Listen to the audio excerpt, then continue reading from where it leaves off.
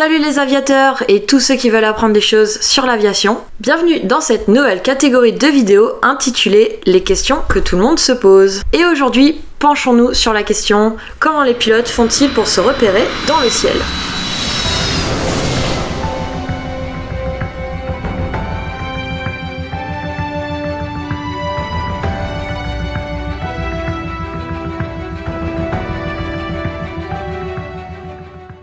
Moi c'est Amélie, j'ai 29 ans et je suis actuellement élève pilote de ligne. Commençons traditionnellement. Les pilotes utilisent des cartes, des boussoles et des repères visuels pour se repérer dans les airs. Ces techniques fonctionnaient tellement bien à l'époque que même encore aujourd'hui, nous les utilisons.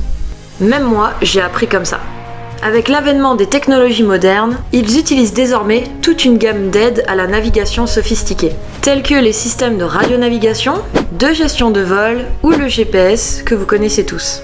Nous allons parler de tous ces moyens dans cette vidéo. Chapitre 1, les instruments. Le compas magnétique. Pour que vous compreniez bien, on va parler un petit peu des instruments de bord comme le compas magnétique et l'altimètre. Le compas magnétique, qu'est-ce que c'est ? C'est un instrument qu'on a à bord de tous les avions qui nous indique en permanence le nord magnétique. On dispose aussi d'un conservateur de cap dans lequel nous rentrons le même cap que notre compas magnétique. Ce qui nous permet de conserver ce cap, ça s'appelle tout simplement un conservateur de cap. Alors, c'est quoi le nord magnétique ? Tu connais probablement le nord géographique. Le nord géographique, c'est où ? C'est le pôle Nord, juste ici, à 90 degrés nord de l'équateur. Ce pôle Nord géographique, il ne bouge jamais. Par contre, le pôle Nord magnétique, lui, bouge. C'est en rapport avec le magnétisme de la planète Terre et tous les ans, il avance, il recule, il se déplace. Donc le nord magnétique change constamment. Le compas est composé d'une graduation de 0 à 360 degrés, tournant devant une ligne de foi figurant l'axe du nez de notre avion. Ce qui permet au pilote de savoir quel cap il suit. L'altimètre. L'altimètre est un instrument de bord qui, comme son nom l'indique, nous donne notre altitude. Il est dans 95% des cas décrit en pieds. Pour votre info, 1000 pieds, ça fait environ 300 mètres. Il faudra cependant choisir son calage altimétrique, en prenant en compte l'altitude du vol, l'espace aérien que nous traversons, mais ça, pour le calage altimétrique, nous le verrons dans une prochaine vidéo. Le système GPS. Vous connaissez tous le GPS, on est d'accord. Mais savez-vous que le GPS, Global Positioning System, est un système américain parmi d'autres systèmes qui font partie du GNSS. C'est quoi ça dit donc le GNSS ? C'est le Global Navigation Satellite System. Pour les fâcher avec l'anglais, ça donne tout simplement le système de positionnement par satellite. Donc en gros, on a le GNSS, comprenant tous les satellites de la planète, dont le GPS, qui est américain, en fait partie. Les différents systèmes qui font partie de ce GNSS, donc on vient de le dire, on a le GPS qui s'appelle en réalité le GPS Navstar, qui est donc américain. On a le GLONASS, on a Galileo et on a aussi Beidou. Il en existe d'autres, mais on parlera ici que des 4 plus connus. Le GPS Navstar, le plus connu de tous, comme on l'a dit, est donc un système américain mis en œuvre par le ministre de la Défense américaine. Il a été lancé aux USA en 1973 et les 31 satellites qui le composent orbitent à 20 200 km au-dessus de nos têtes et mettent 11h58 environ à faire le tour de la planète. Il est actuellement le plus utilisé dans le monde parce que déjà il est gratuit, ça lui fait un bon point, et il permet une localisation avec une bonne précision. Il faut néanmoins rappeler que la qualité du signal peut être volontairement dégradée, voire même coupée par les administrateurs du système. Le GLONASS. Parlons maintenant du GLONASS, qui est tout simplement l'équivalent russe du GPS Navstar. Il a été développé à partir de 1982 par les militaires russes. Il devient cependant opérationnel à partir de janvier 1996 avec ses 24 satellites. À cause de la chute de l'URSS, il faudra attendre 2011 pour que GLONASS assure la couverture totale de la surface de la Terre. Les satellites qui le composent orbitent à environ 19 100 km au-dessus de nos têtes et ils mettent eux 11h15 à faire le tour de la planète. Parlons maintenant du Galileo. Le Galileo, c'est un système de positionnement par satellite initié par l'Union européenne et l'Agence spatiale européenne, dont le déploiement s'est achevé aux environs de 2020. Il est composé de 30 satellites qui orbitent à environ 23 220 km au-dessus de nous, et ils mettent 14h07 à faire le tour de la Terre, un petit peu plus lent. Galileo, c'est un système novateur et performant. Il est à la fois concurrent et complémentaire du GPS Navstar. Et enfin, le Beidou. Le Beidou, c'est le système chinois, dont la mise en service a été annoncée en 2012, et il rejoint ainsi le GPS Navstar, le GLONASS et le Galileo. Il couvre le monde entier depuis 2020 et il est utilisé pour la navigation, les transports, les prévisions météo et aussi les militaires. Ces 30 satellites orbitent à environ 21 528 km et ils mettent 12h53 à faire le tour de la Terre. Chapitre 2, Navigation. Référence de base. Pour que vous compreniez bien comment on apprend à naviguer autour de ce magnifique globe, il faut avoir les caractéristiques de la Terre. Alors, spoiler alerte, la Terre n'est pas plate, désolé à vous les platistes, mais c'est une sphère non parfaite. Il s'agit d'un ellipsoïde. Un peu comme un œuf, son diamètre à l'équateur est un peu plus grand que celui au pôle. La planète, elle a aussi une inclinaison d'environ 23 degrés. Elle fait 12 742 km de diamètre, en moyenne du coup, ce qui fait 6 880 nautiques miles. Elle est découpée en méridiens du nord au sud, appelés les latitudes, et en parallèles de l'est à l'ouest, appelés les longitudes. Les pilotes utilisent des routes fictives, appelées loxodromie et orthodromie.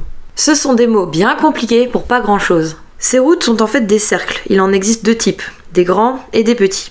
Les petits cercles, c'est facile, ce sont des cercles qui ne sont pas des grands cercles, voilà, c'est aussi simple que ça. Et pour les grands cercles, ce sont des cercles imaginaires sur la surface de la Terre dont le diamètre est égal au diamètre de la Terre, donc ça passe par son centre. Un grand cercle est donc le plus grand cercle qu'on peut tracer sur la Terre. Si on parle en matière de route, donc en loxodromie et orthodromie, ça donne ça. La loxodromie, il s'agit du petit cercle avec un cap vrai constant, entre deux points. C'est pas le chemin le plus court, mais l'avantage c'est que ton cap il reste constant. Et l'orthodromie, il s'agit du chemin le plus court et le cap vrai change constamment le long de cette route. Par exemple, ici tu vois, c'est un vol de Paris pour aller à New York. Évidemment, les pilotes vont choisir l'orthodromie, puisque c'est le chemin le plus court. Et t'as pas forcément l'impression quand tu regardes sur la carte. On navigue aussi grâce au temps. Dans le monde entier, on utilise l'UTC, qui est l'Universal Time Coordinated. Par exemple, en France, actuellement, on est en UTC plus 1, puisque nous sommes en hiver, et quand nous sommes en été, on est en UTC plus 2. L'heure UTC, elle est prise au méridien de Greenwich, qui passe en Angleterre. Et comme unité de distance, nous utilisons le mile nautique, le nautique marin, noté NM. Un nautic mile, c'est égal à 1,852 km. Parlons maintenant des méthodes de navigation.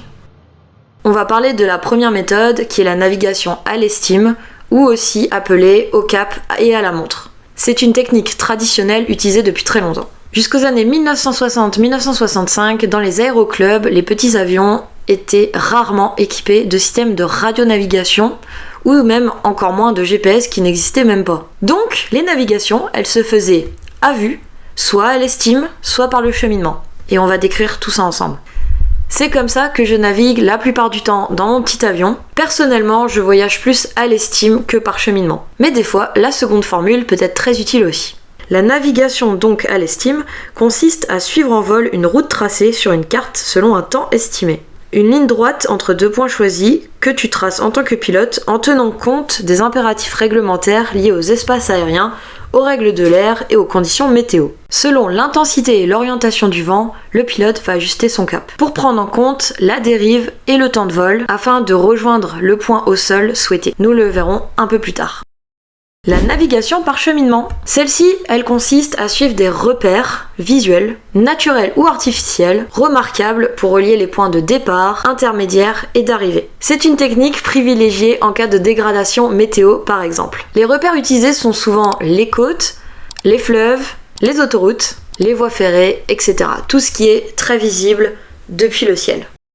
Et maintenant, parlons de la navigation par radionavigation et par GPS, concrètement. Il s'agit de suivre un axe radioélectrique balisé à l'aide d'un système au sol. C'est ce qu'on appelle la radionavigation. VOR, ILS, NDB, tout ça. Pour les systèmes de radionavigation, je vais essayer de faire le plus simple possible pour que vous compreniez tous sans rentrer trop dans les détails. On utilise 3 gammes de fréquences.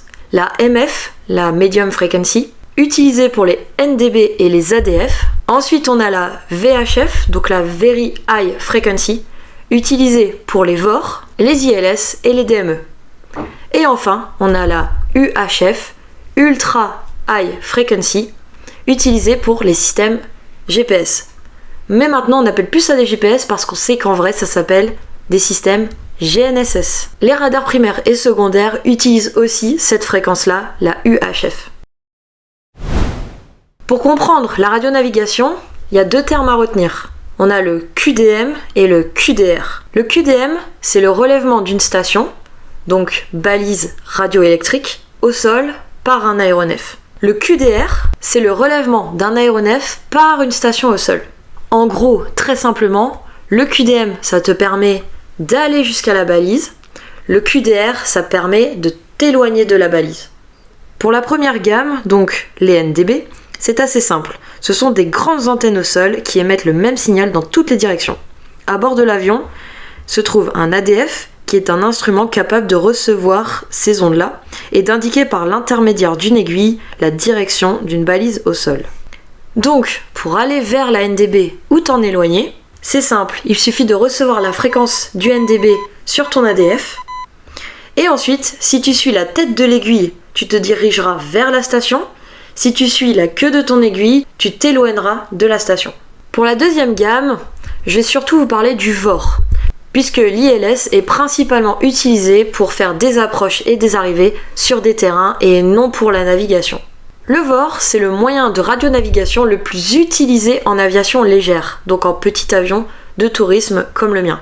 Le VOR, ça veut dire quoi? Ça veut dire VHF, donc Very High Frequency, Omnidirectional Radio Range. Il nécessite, comme pour la NDB, un équipement au sol et un équipement à bord de l'avion. L'équipement à bord de l'avion, il est souvent associé au boîtier des radiocommunications. La station au sol émet un signal radioélectrique reçu par la station en vol.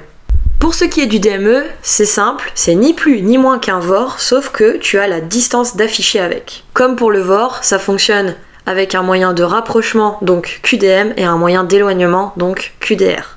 Sur le VOR, pour savoir si nous sommes en QDM, donc si nous allons vers la station, ou si nous sommes en QDR, donc si on s'en éloigne, sur l'instrument, il y a un petit triangle de dessiné, avec écrit à côté « to » ou alors écrit « from ». Si c'est écrit « to », ça veut dire qu'on se dirige vers la balise, donc qu'on est sur un QDM. Si c'est écrit « from », ça veut dire qu'on s'en éloigne, donc un QDR. Vous vous rappelez, la NDB, c'était la flèche. Tête de l'aiguille, queue de l'aiguille. Là, on n'a pas de flèche dans l'instrument à bord pour le VOR. On a plutôt un système de to et de from. Bon, et maintenant, comment ça fonctionne concrètement un système de GPS? Donc, on est d'accord, le GPS, donc GNSS, ça te sert à avoir une route entre 2 points ou plusieurs autres points par un moyen de guidage satellite. Eh bien, au-dessus de nos têtes, on a vu qu'on avait un système mondial qu'on appelait le GNSS et qu'il était composé de plusieurs constellations de satellites de différentes nationalités, comme du coup le GPS Navstar, le GLONASS, le Galileo et le Beidou, pour les 4 plus connus. Eh bien, chaque satellite dispose d'une horloge atomique et émet des signaux codés et datés avec des informations sur sa trajectoire. Le récepteur, par exemple ton téléphone ou le récepteur d'un avion, détermine alors sa position en fonction des informations qu'il reçoit par les satellites. Les informations de base qu'il reçoit sont la position et l'heure. Il te faut au moins 3 satellites pour connaître ta position en 2D, on va dire, donc ta position en longitude et en latitude. Et il t'en faut 4 pour connaître ta position en 3D, donc en ajoutant l'altitude. Les avions de ligne, eux, fonctionnent avec 5 satellites, dont le 5e qui est là pour vérifier que les 4 informations qu'envoient les autres satellites sont bonnes. La sécurité, avant tout. De plus, pour permettre une meilleure précision, nous avons inventé des systèmes d'augmentation de précision qui sont situés au sol, dans les avions ou aussi sur des satellites géostationnaires. Bref, en moyenne, au-dessus de notre tête à un instant T, il y a entre 100 et 300 satellites qui sont au-dessus de l'horizon, dont 20 à 40 qui font partie du système GNSS. Info sympa, vous pouvez aller dans vos paramètres sur votre téléphone, dans la catégorie localisation, et vous y verrez quel système votre téléphone utilise-t-il. Et pour que vous compreniez bien comment fonctionnent ces méthodes traditionnelles, je vous fais une petite surprise. On va préparer ensemble une navigation complète, je vais vous expliquer comment on fait, et ensuite on ira la réaliser en vol, et du coup vous pourrez mettre en application ce qu'on a vu ensemble. Alors pour ne pas rater ces vidéos surprises, n'hésite pas à t'abonner, like la vidéo, partage-la, et surtout, petite question, et toi, est-ce que tu pensais qu'ils se repéraient comme ça les pilotes ? Ça me ferait plaisir que tu partages ta réponse dans les commentaires. J'espère que tu auras appris des choses dans cette vidéo que j'ai aimé te partager. Et je te dis à bientôt pour de nouvelles aventures.